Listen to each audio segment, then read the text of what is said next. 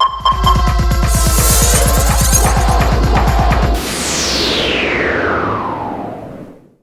guys, it's Brandon Miniman from Techno Buffalo, and we're really excited to bring you the unboxing of the Zune HD, a device that we've been waiting for a very long time. This device is aimed right at the iPod Touch, and it brings some things that the iPod Touch doesn't have. It has the super fast NVIDIA Tegra platform, which should provide awesome graphics.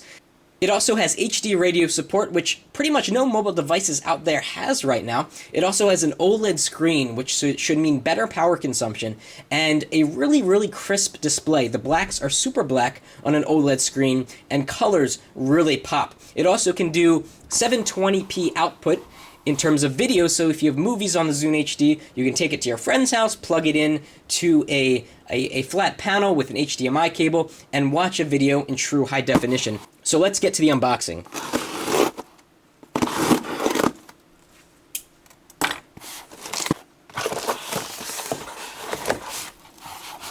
Very small box. Zune HD. Let's take a look around the box.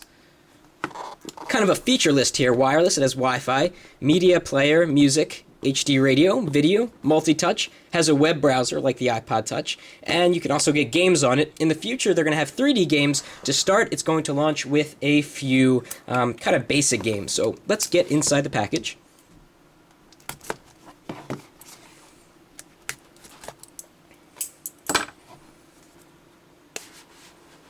Wow, gorgeous display on the front here. We're going to put the device to the side for a second. See what else we get in the box. Zune everywhere. Let's kind of dump these things out. And this probably talks about the Zune Pass and using the Zune software. We'll get into that later, of course. 14 days of free music. You can try the Zune Pass for free for 14 days. Very nice. Download as much music as you like. It looks like we have some connectors in here. USB on the right and headphones on the left. Let's see if we can take this out. Welcome to Zune HD in other languages. Zune product guide, okay. And we've got the USB cable. Headphones with a variety of colors.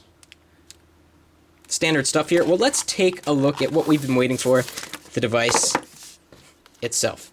Okay, so here we have the device. We have some notes on the front here. Download the latest software to your PC from zune.net/setup. The devices don't come with software, which is a very interesting move, something we haven't seen yet. It probably saves Microsoft a little bit of production time on each device and thus lowers the cost, which, you know, I really don't mind. I'm going to plug it in anyway to my computer, so if it's an extra 2 minutes on my end to put on the software, it's not a big deal. And it says, charge your Zune using the supplied cable for at least 30 minutes before use. Got it. Let's take out the device. Wow, this device is very small, very light in hand. Gorgeous. 3.3-inch display. Let's see what the back looks like. Wow, look at that brushed metal with the screw look. Very industrial looking. Gorgeous design. Fits very nicely in hand. The edges are super slim like the iPod Touch. Doesn't feel thick at all. It's very small, feels like a media player, feels like it could be a cell phone, too bad it's not. And we've got one button in the front here. Let's do some size comparisons. Okay, so here's the Zune HD next to the iPod Touch, third generation, probably its closest competitor. The iPod Touch has a 3.5-inch screen. The Zune HD has a 3.3-inch screen. They have different resolutions. On the Zune HD, it's 480 down and 272 across, whereas on the iPod Touch, it's a little bit higher. 480 down, that is, and 320 across. I did the calculations, and the pixel density on the Zune HD is actually slightly higher by just 2 ppi, which really doesn't make a difference at the end of the day. Let's see how they look in terms of thickness.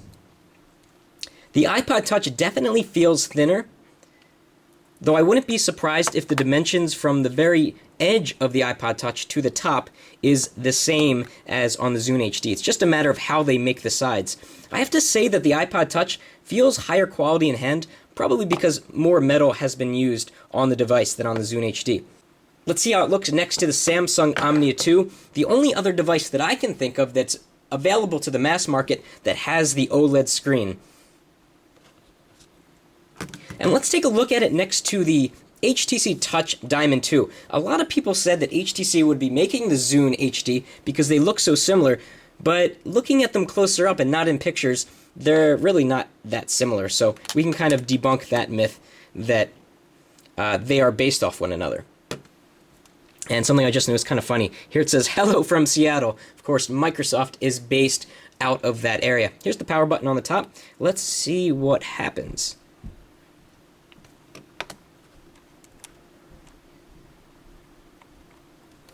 Okay, we got the Zune logo. This device is so slim and sleek looking. It's pretty amazing. Little Zune animation. Kind of got the spectrum of color. Wow, maybe it does have software, unless this is a startup video.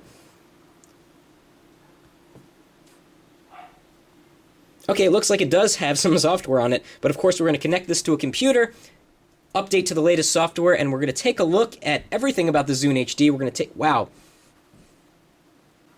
And here's a video playing right now. I can tell you that the quality of the screen is insane. It's gorgeous. The blacks are totally pitch black. It's not like a standard LCD on, say, the iPod Touch, where it's kind of gray, but not quite black. So we've got a lot more coming up on the Zune HD. Follow us on Twitter to find out when the next video hits, twitter.com/technobuffalo. We've got full comparisons coming up with the iPod Touch. We're going to do software walkthroughs, talk about the applications that are on here, and so much more. We'll be back soon with more on the Zune HD.